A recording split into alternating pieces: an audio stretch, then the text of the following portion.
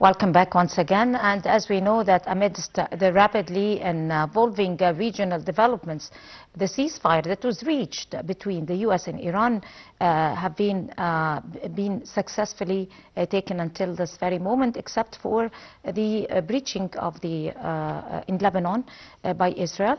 And it is, of course, leveling paramount importance because it coincides with active Egyptian diplomatic efforts that led those negotiations to reach this agreement, and of course Egypt detaining the strikes over our brothers and sisters in the Gulf area by Iran, and this in result have stopped those strikes. Let us welcome over the phone for more details Dr. Foad Abdel, Professor of International Policy and an economic analyst. Good morning, Dr. Foad. Good morning to you, and thanks for having me. It's a real pleasure to have you, sir. How does His Excellency President Abdel al-Sisi hail for the ceasefire agreement reflect Egypt's leading role inside the region? Because everybody's following the footsteps of Egypt, especially when it comes to negotiations, when it comes to peace agreement, when it comes to prevailing peace and security in the region. We have been recognized worldwide, not only in the Arab region, by diplomacy. As a matter of fact, President Abdel al-Sisi praised for the ceasefire, though it's very fragile up to now, signals that Egypt wants to be seen as a stabilizing regional actor that supports de-escalation, diplomacy, and negotiated security framework rather than open-ended confrontation as we have witnessed recently. Egypt's public line also makes clear that any lasting agreement must take Gulf, Iraqi, and Jordanian security concerns into account, which places Cairo politically close to its Arab partners, with in the meantime preserving room to engage all sides.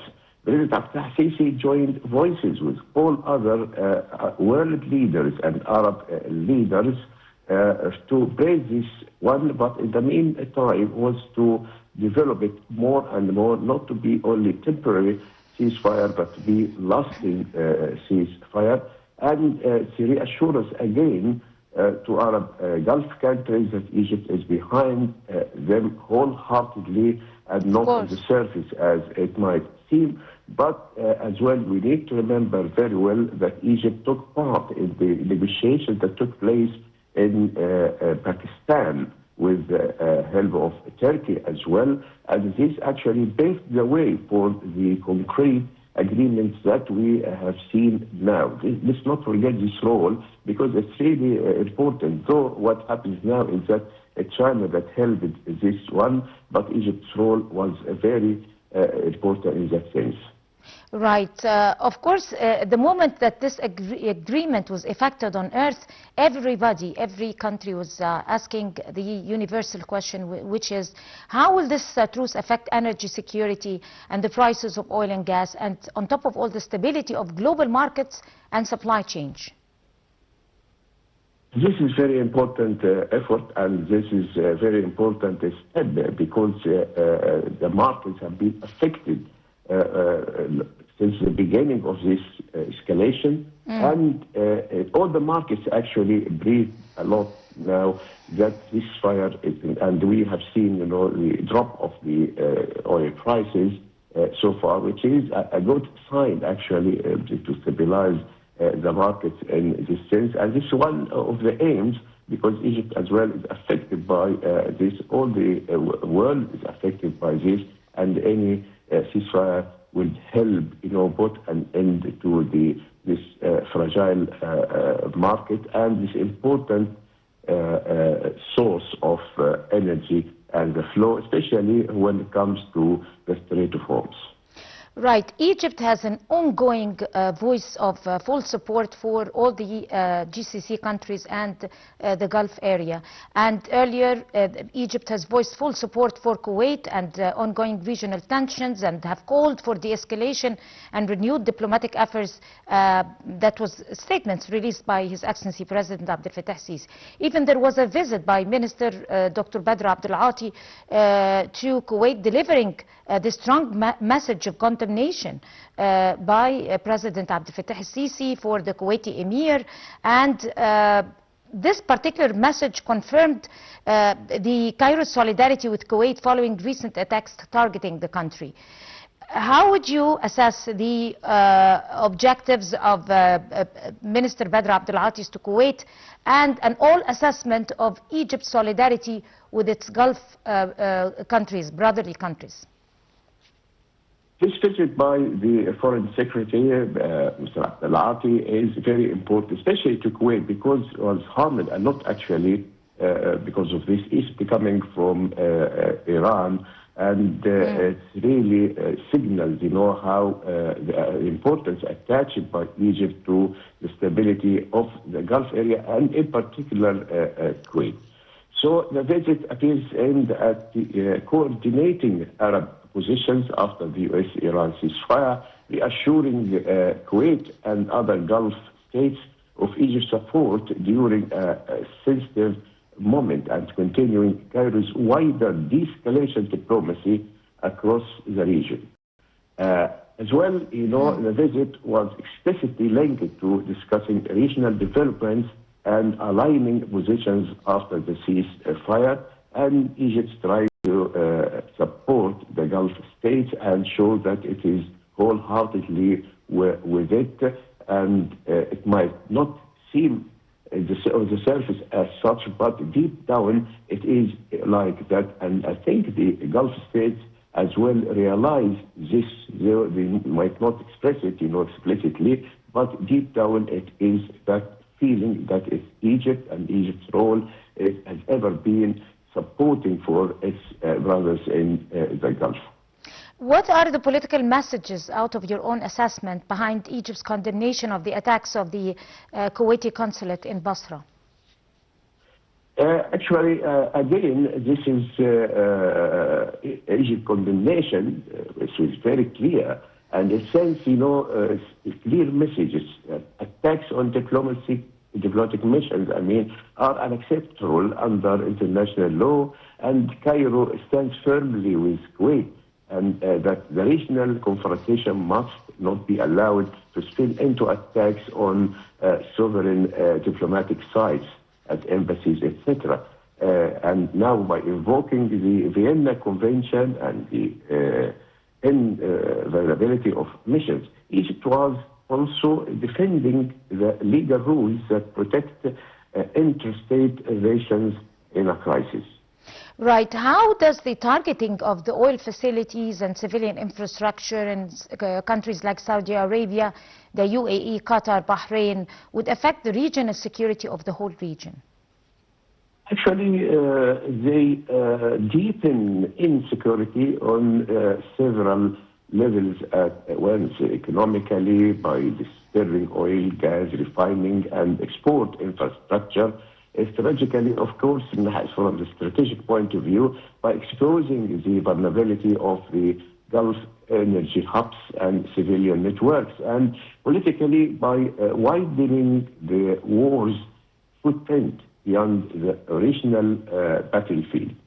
So in this case, any damage or disruption affecting Saudi refining capacity, Qatar LNG, for example, infrastructure, UAE gas facilities, and the Kuwait refineries, which shows how such attacks can threaten both regional stability and global supply chains. How does Egypt balance from political support with its call for de-escalation and its diplomatic solutions at the same point of view? That's a very difficult route, actually, but it has to be because Egyptian diplomacy is likely to keep playing at a bridging role. urging restraint, coordinating Arab positions, backing ceasefire efforts, and pressing for a longer-term settlement that protects Gulf sovereignty, shipping lanes, and regional stability.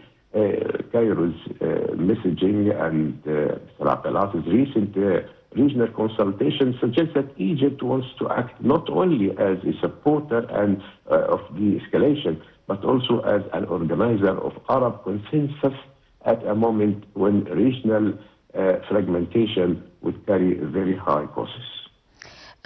In what ways could Egypt leverage its relations to mediate and prevent further escalation? From your own point of view. Actually, mediation is very important, but in the meantime, you have to keep the momentum now, although the recent level of might, make it more difficult, but there should be more mediation and more talking to parties, even talking to the United States of America to support, to ask Israel actually to stop attacking Lebanon. It been said that Lebanon was not involved in the ceasefire agreement, but it should be some effort to that extent. Right. From your own point of view, in light of what we're talking about, how does Egypt's diplomatic or messages contribute to reduce tensions in the region rather than inflaming them, only through diplomatic solutions without restoring to military confrontation? Egypt knows quite well that any confrontation, any war should end on the negotiation table, and this is strategically its own position since the beginning, because Egypt does not call for involvement and the escalation of wars or tensions in that sense, and this is why its position from the very beginning is very wise, and it has because Egypt as well has some open routes to other regional, even including Iran, and this is what sometimes some countries do not understand this fact. By keeping a very narrow even channel of negotiation with others, even whatever these parties are, is helping actually a lot in the basis. Egypt is a regional power actually that has a force that should be reckoned with in this case.